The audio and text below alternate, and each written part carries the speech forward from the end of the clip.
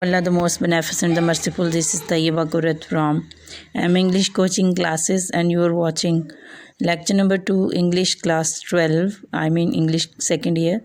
The Dying Sun. The Dying Sun का आज हम ट्रांसलेशन करने जा रहे हैं. Auzubillahiminash-shaytanir-rajim. Bismillahir-rahmanir-rahim. Dear students, hope all of you are fine. Today we are going to start the text of The Dying Sun.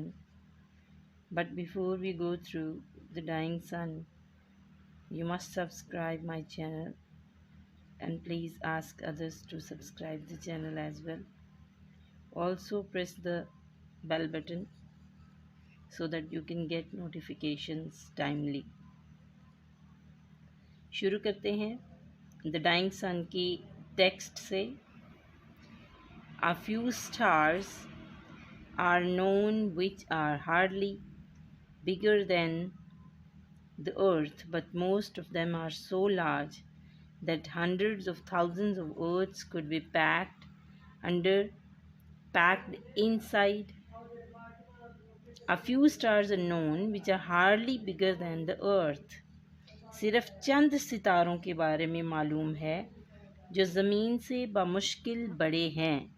But most of them are so large that hundreds of thousands of earths could be packed inside. मगर इनमें ज़्यादातर इतने बड़े हैं कि हर एक में लाखों ज़मीनें समोई जा सकती हैं.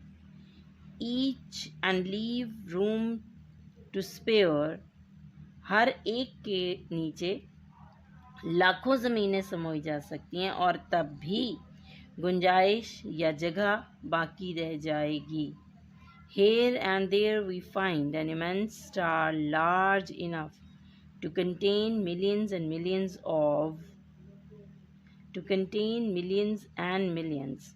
Here and there, यहाँ वहाँ या कहीं कहीं, हमें सितारे.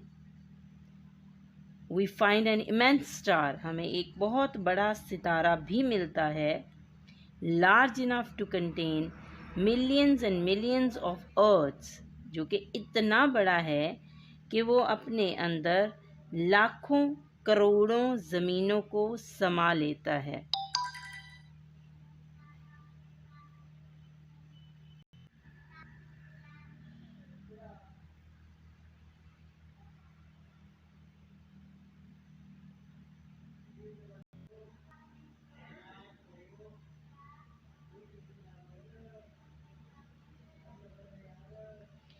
And the total number of stars in the universe, और कायनात में सितारों की असल तादाद या कुल तादाद is probably something like the total number of grains of sand on all the seashores of the world. और ज़मीन कायनात में सितारों की कुल तादाद गालिबन दुनिया के तमाम समंदरी साहिलों पर रेत के ज़र्रात की कुल तादाद की तरह है. Such is the littleness of our home in space. ये है हमारे घर या ज़मीन का खला में छोटापन. When measured up against the total substance of the universe, जब हम इसे तमाम कायनात के कुल हुजम के मुकाबले में नापते हैं. कल जो मैंने वीडियो आपके साथ शेयर की थी जिसमें मैंने आपको एक गैलेक्सी के अंदर कितने सितारे हो सकते हैं और वो सैयारे या सितारे कितनी दूरी पर हो सकते हैं, इसका अंदाज़ा आपको थोड़ा सा उस वीडियो के थ्रू देने की कोशिश की थी. ये जो पॉइंट है, this is the most important one. The reason is के इसके अंदर आपके जो फर्स्ट क्वेश्चन है उसका डिस्कशन इसी में से आया. टेक्स्ट का जो पहला सवाल है वो है, how is it that a star seldom finds another star near it. ऐसा कैसे होता है कि एक सितारा शाज़ो नादिर ही किसी दूसरे सितारे को अपने करीब पाता हो. तो आगे जब हम चलेंगे थोड़ा सा तो इसका आंसर आपको. These millions of stars are wandering about in space. ये लाखों की तादाद में सितारे खला में गर्दिश कर रहे हैं। अ फ्यू फॉर्म ग्रुप्स, जिनमें से चंद एक तो इज्तमाआत बना लेते हैं या ग्रोह तश्कील दे लेते हैं। विच जर्नी इन कंपनी, जो कि इकट्ठे सफ़र करते हैं। But most of them travel alone, लेकिन उनमें से ज़्यादातर अकेले सफ़र करते हैं। And they travel through a universe so immense that it is a very very rare event indeed for one star to come anywhere near to another. कुछ सितारे तो ग्रोह तश्कील देते हैं जो इकट्ठे सफ़र करते हैं, लेकिन इनमें से ज़्यादातर तन्हा सफ़र करते हैं। और वो एक ऐसी कायनात में रवां दवां हैं जो इतनी वसी है कि किसी एक सितारे का कहीं भी दूसरे के करीब आना वाक़तन एक नहायत नायाब वाक़या होता है।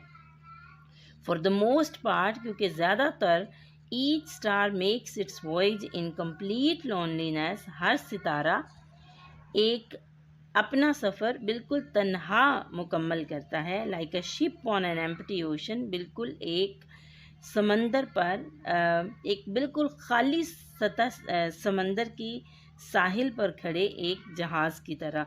इन अ स्केल मॉडल, अगर हम एक पैमाने को नमूना करार दे लें, in which the stars are ships, जिसमें सितारे जहाज़ों की मानद हों। Ships will be well over 1,000,000 miles from its nearest neighbour, तो हर जहाज़ दूसरे जहाज़ से अपने करीब तरीन हमसाए से लाखों मील के फासले पर मौजूद होगा। फ्रॉम दिस, इससे this it is easy to understand that a star seldom finds another anywhere near it, कि एक सितारा शाज़ो नादिर ही अपने करीब किसी दूसरे सितारे को पाता है। वी बिलीव हाउएवर, ताहम हमारा ये मानना है या हम मानते हैं that some 2,000 million years ago this rare event took place and that an other star, लेकिन फिर भी ताहम हम मानते हैं कि कोई 2 अरब साल पहले ये गैर मामूली वाक़या रूनुमा हुआ था। And that another star, और ये कि एक दूसरा सितारा, वॉन्डरिंग ब्लाइंडली, अंधाधुंध चलते हुए या अंधाधुंध गर्दिश करते हुए थ्रू स्पेस खला में, happen to come near the sun, सूरज के करीब आ गया। Just as the sun and the moon raise tides on the earth, बिल्कुल इसी तरह जैसे कि सूरज की सतह पर, जिस तरह सूरज और चांद ज़मीन पर मद्दोजज़र पैदा करते हैं, so this second star must have raise tides on the surface of the sun, इसी तरह इस दूसरे सितारे ने भी सूरज की सतह पर लहरें पैदा की होंगी। But they would be very different from the little tides which the small mass of the moon raises on our oceans, मगर ये लहरें उन लहरों से बिल्कुल मुख्तलिफ होंगी जो चांद की छोटी सी जिसामत हमारे समंदरों में पैदा करती है। An immense tidal wave must have traveled over the surface of the sun, एक बहुत बड़ी मौज सूरज की सतह पर हरकत में आई होगी। At last forming a mountain so high that we can hardly imagine it, जिसने बिल आखिर इतने ऊंचे पहाड़ का रूप धार लिया होगा जिसका हम तसव्वुर भी नहीं कर सकते। As the cause of the disturbance came nearer and nearer, the mountain would rise higher and higher. जूं जूं इस बेचैनी का सबब सितारा करीब से करीब आता गया होगा, तू मौज का ये पहाड़ बुलंद से बुलंदतर होता गया होगा। The second star began to move away again, and before the second star began to move away again, और इससे पहले कि ये दूसरा सैयारा दोबारा से दूरी इख्तियार कर लेता या वापस हटने लगता, its tidal pull had become so powerful, इसकी कशिशे सकल इतनी ताकतवर बन चुकी होगी, that this mountain was torn to pieces, कि ये पहाड़ छोटे छोटे टुकड़ों में तकसीम हो गया, and threw off all parts of itself into space, और इसने अपने बहुत सारे छोटे छोटे टुकड़े खला में फेंक दिए होंगे।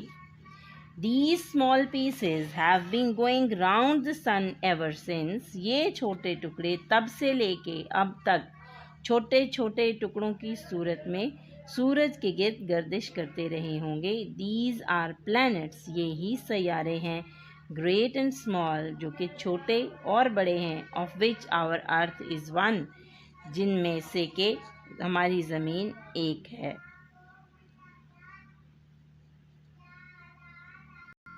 यहाँ पर जनाब आपकी टेक्स्ट का दूसरा क्वेश्चन और उसका आंसर आता है।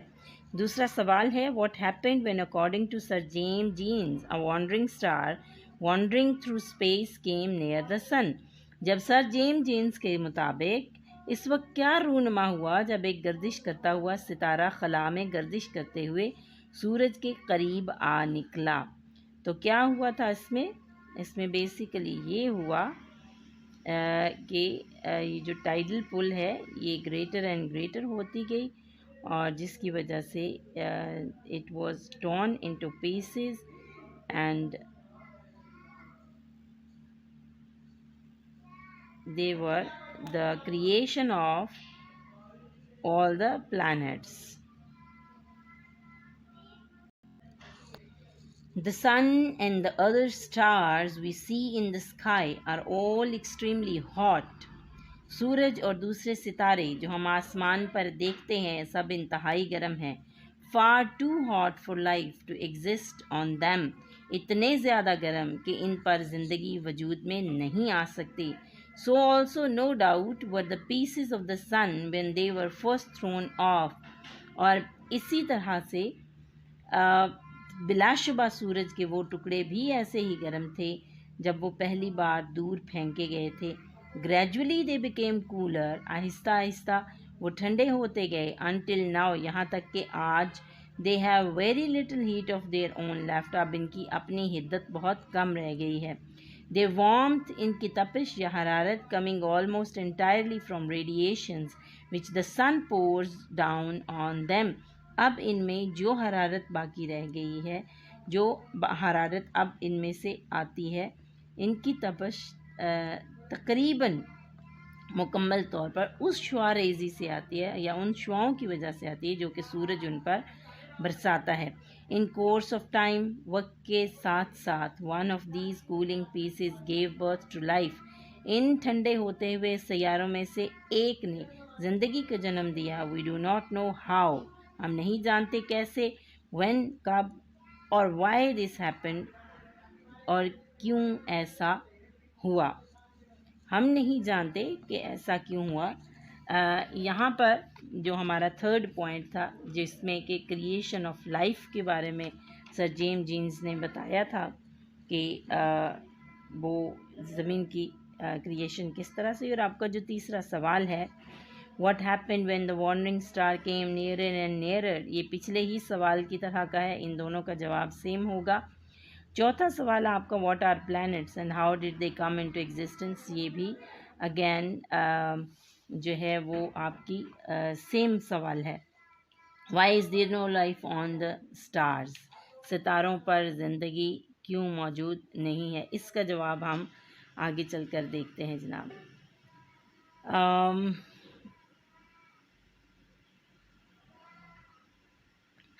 It started in simple organisms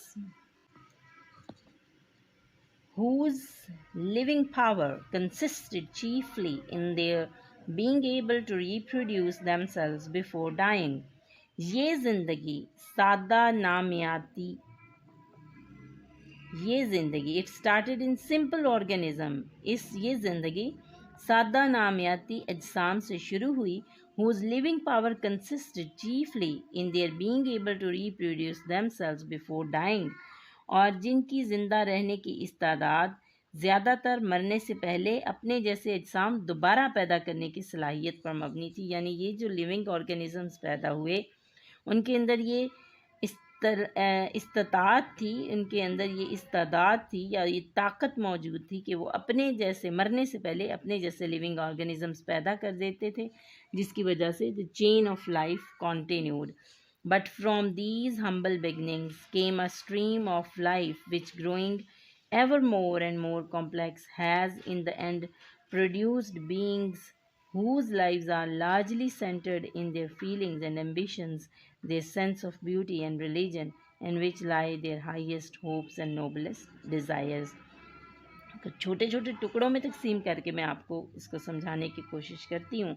but from these humble beginnings, लेकिन इन अदना या हकीर या छोटी शुरुआत से came a stream of life, जिंदगी का एक चश्मा फूटा, which growing ever more and more complex, जो ज़्यादा से ज़्यादातर पेचीदा होता चला गया, has in the end produced beings, और आखिरकार इसने ऐसे वजूद को जन्म दे दिया, whose lives are largely centered on in their feelings and ambitions, जिनकी ज़िंदगियों का मरकज़ या महवर ज़्यादातर इनके एहसासात, एम्बिशंस, ख्वाहिशात, देयर सेंस ऑफ ब्यूटी, उनकी हिस्से जमाल या ज़ौक़े जमाल या ख़ूबसूरती के हिस्स, एंड द रिलीजन, और उनका मज़हब, in which lie their highest hopes and noblest desires, जिनमें उनकी बुलंद तरीन उम्मीदें और आला तरीन ख्वाहिशात मौजूद हैं.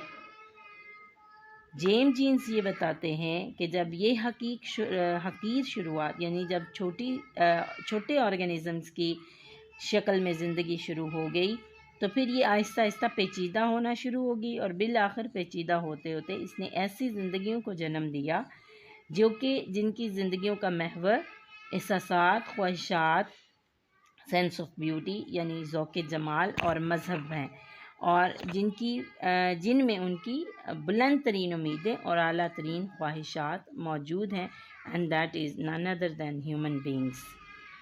Although we cannot speak with any certainty, it seems most likely that human race came into existence in some such way as this.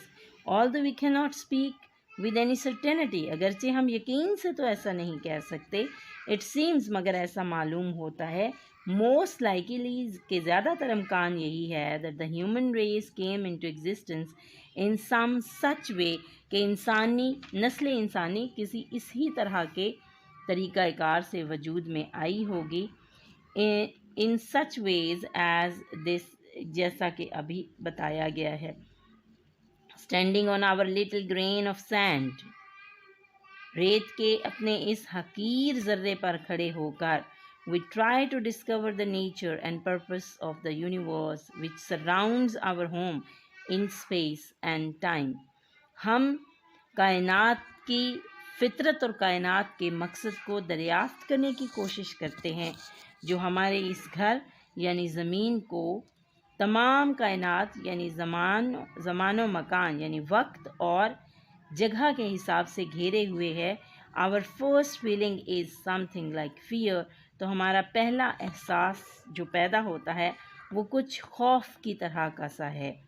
We find the universe frightening, हमें ये कायनात डरावनी महसूस होती है, because of its immense distances which we do not understand, इसकी तवील या लंबे मुसाफ़तों या फासलों की वजह से जिसे हम शायद समझ भी नहीं सकते. Frightening because of the stretches of time, वक्त की वसतों की वजह से डरावनी लगती है. सो ग्रेट, जो कि इतनी ज़्यादा हैं, जो कि इतना वसी है, वक्त इतना वसी है, that we can not imagine them, कि हम उसका तसव्वुर भी नहीं कर सकते. Making the whole of human history so very small in comparison, frightening because small in comparison, हम इससे इसलिए भी खौफज़दा होते हैं कि ये वक्त की जिन वसतों के बारे में बताता है उनका कंपैरिजन या उनके मुकाबले में, कायनात के मुकाबले में वो बहुत कम है.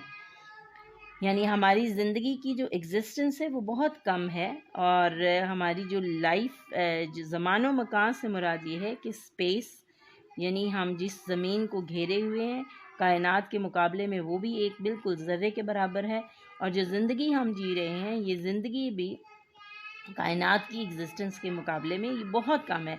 मैक्सिमम 60 साल 70 साल ज़िंदगी एक एवरेज मैन गुजारता है। तो वो 70 या 60 साल ज़िंदगी अगर हम कायनात की क्रिएशन के मुकाबले में देखें तो वो बहुत कम है। बिल्कुल जो नबी करीम सल्लल्लाहु अलैहि वसल्लम से किसी ने पूछा कि आप इस दुनिया की ज़िंदगी को क्या समझते हैं, तो आप मैं मफ़हूम बयान कर रही हूँ, मुझे एग्जैक्टली वर्ड्स याद नहीं है।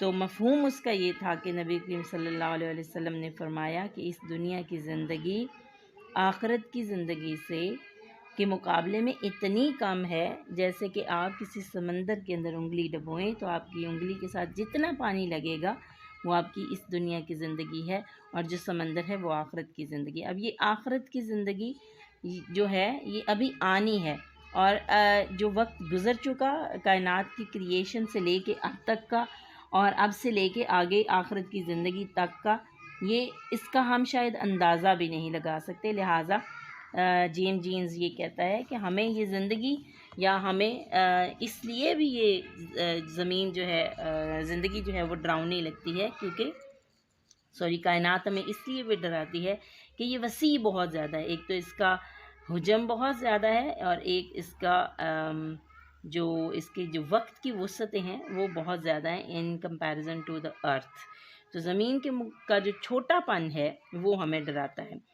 It is frightening because of our extreme loneliness, और ये ना सिर्फ छोटेपन की वजह से हमें डराती है बल्कि ये हमें तन्हाई की वजह से भी डराता है। तन्हाई कैसे है? तन्हाई जनाब ऐसे है कि दुनिया में, पूरी कायनात में वाहिद ज़मीन ऐसी जगह है जहाँ पर ज़िंदगी की एग्जिस्टेंस है। अगर हम ढूंढना भी चाहें कि हमें अगर अर्थ को कोई ख़तरा लाहक हो जाता है तो कहीं हम ज़िंदगी का वजूद पा सकें, तो ऐसा मुमकिन नहीं है। आपने एक साइंस फिक्शन पढ़ी थी जिसमें मार्स के ऊपर चले जाते हैं लोग कुछ, तो जो शॉर्ट स्टोरी आपने पार्ट 1 में पढ़ी थी उसके अंदर यही बेसिकली बताया गया था कि दुनिया के अलावा कोई ऐसी जगह नहीं है जहाँ पर इंसानी ज़िंदगी वजूद बरकरार रख सकती हो। लिहाजा ज़मीन वो वाहिद जगह है जहाँ पर ज़िंदगी का वजूद है। And because of the littleness of our home in space, a millionth part of the grain of sand out of all the sea sand in the world, क्योंकि हमारी जो ज़िंदगी है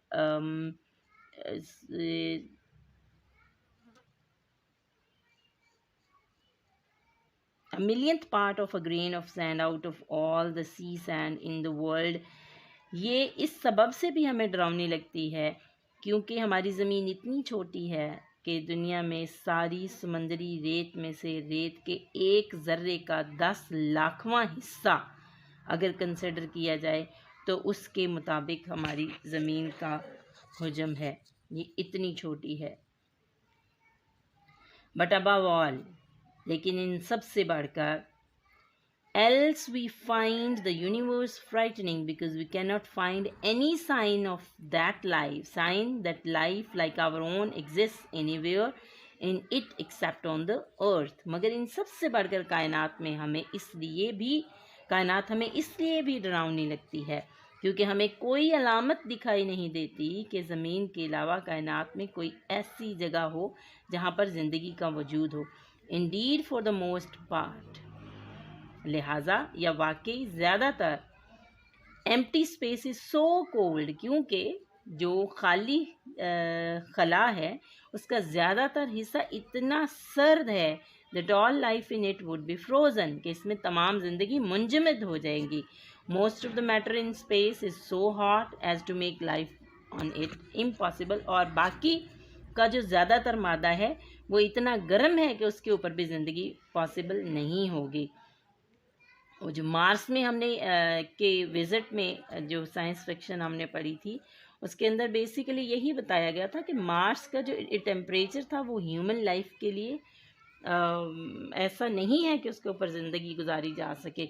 लिहाजा इंसान को रहने के लिए एक मॉडरेट टेम्परेचर की ज़रूरत होती है जिसके ऊपर वो ज़िंदगी गुजार सकता है, और वो मॉडरेट टेम्परेचर जिन जगहों पर मौजूद होता है उन्हें टेम्परेचर बेल्ट्स कहा जाता है। ये मैंने आपको इंट्रोडक्शन में भी बताया था।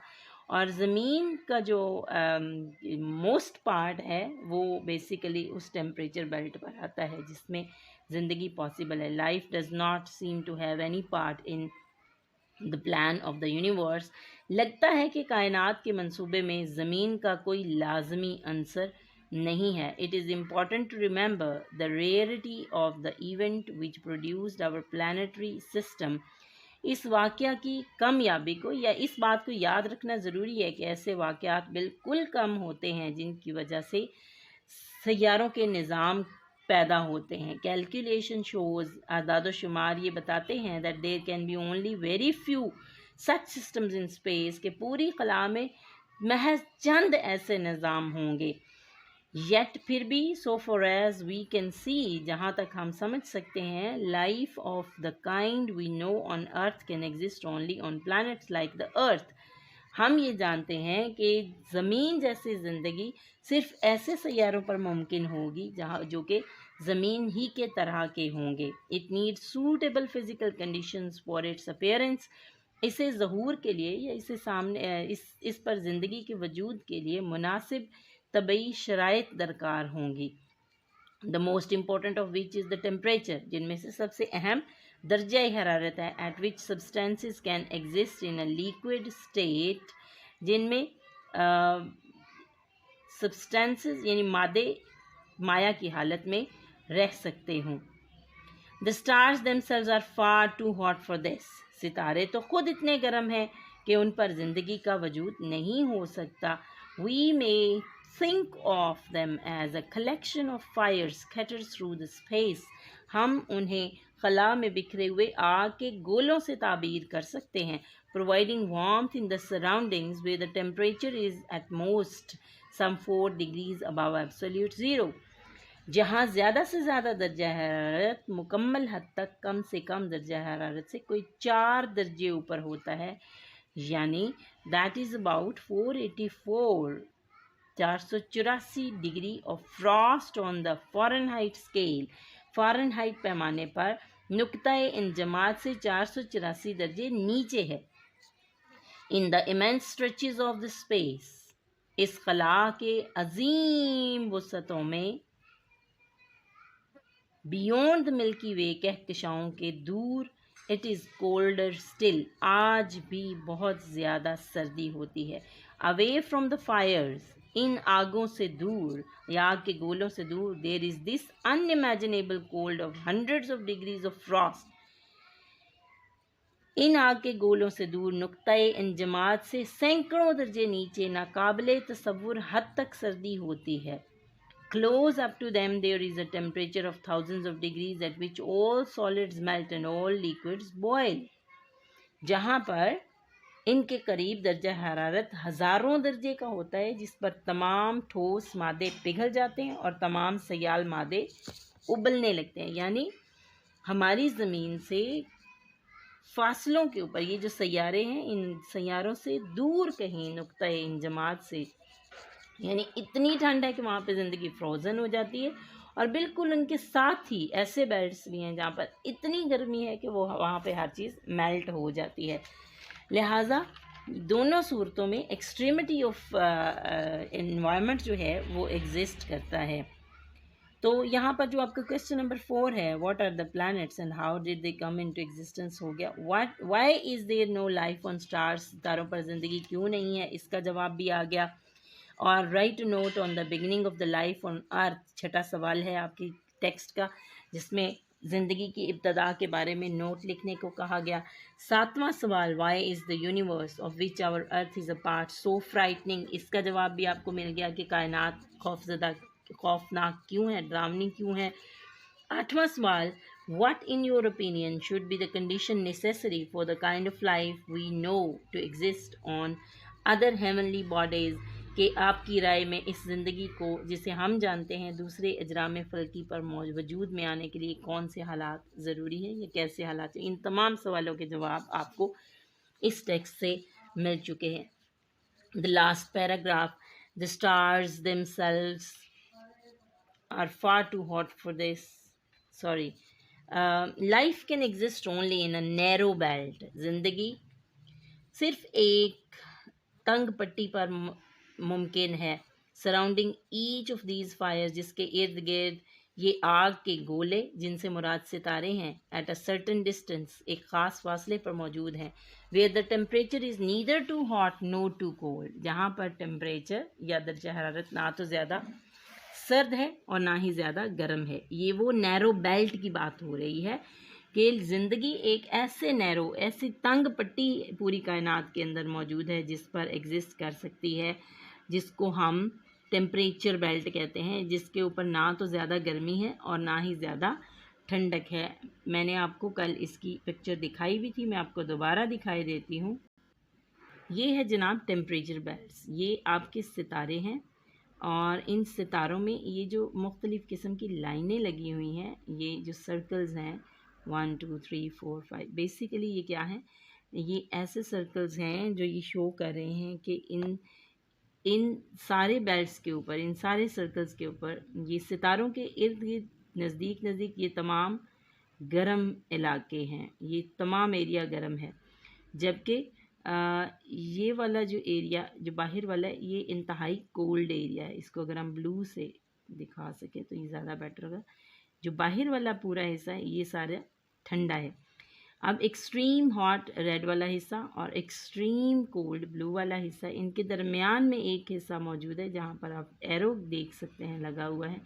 ये एरो डिनोट कर रहा है एक उस तंग पट्टी को जिस पर लाइफ पॉसिबल है। ये बेसिकली वो टेम्परेचर बेल्ट है, ये वाला बेल्ट, ये वो टेम्परेचर बेल्ट है जिसके ऊपर लाइफ पॉसिबल है। यानी यहाँ पर टेम्परेचर ना तो ज़्यादा गर्म है और ना ही ज़्यादा ठंडा है। सो लाइफ ऐसी जगहों पर एग्जिस्ट कर सकती है जहाँ ना ज़्यादा गर्मी हो और ना ही ज़्यादा ठंड हो। Where the temperature is neither too hot nor too cold, outside these belts life would be frozen, inside it would be burnt up। यानी इन बेल्ट्स के बाहर अगर आप आएंगे तो ज़िंदगी फ्रोज़न हो जाएगी, इनके अंदर जाएंगे तो ज़िंदगी जल जाएगी, राख हो जाएगी।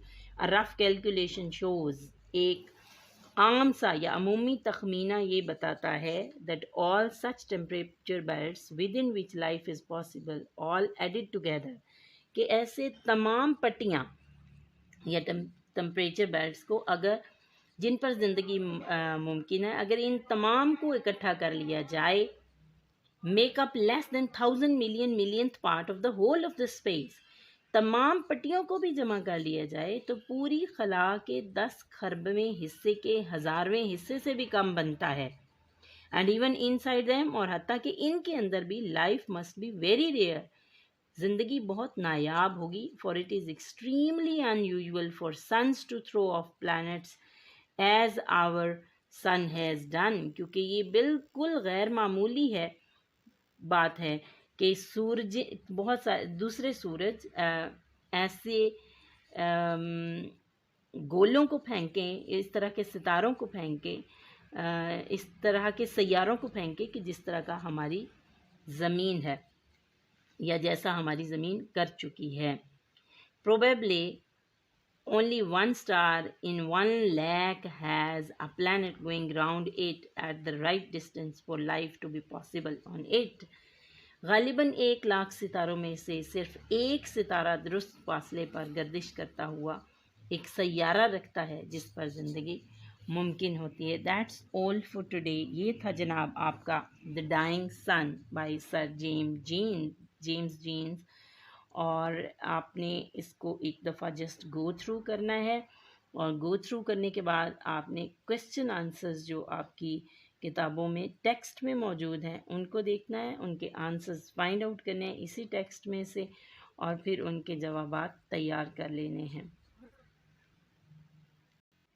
तो ये था जनाब आज का लेक्चर नंबर 2, जो जिसमें हमने टेक्स्ट को गो थ्रू किया। आप लोगों से रिक्वेस्ट है कि आप मेरे channel MA English coaching classes को सब्सक्राइब ज़रूर कर लीजिएगा, और अगर आप लोगों को ये वीडियो पसंद आए तो इसको लाइक ज़रूर कीजिएगा और शेयर ज़रूर कीजिएगा। Share it as much as you can. Thank you so much and अल्लाह हाफिज़।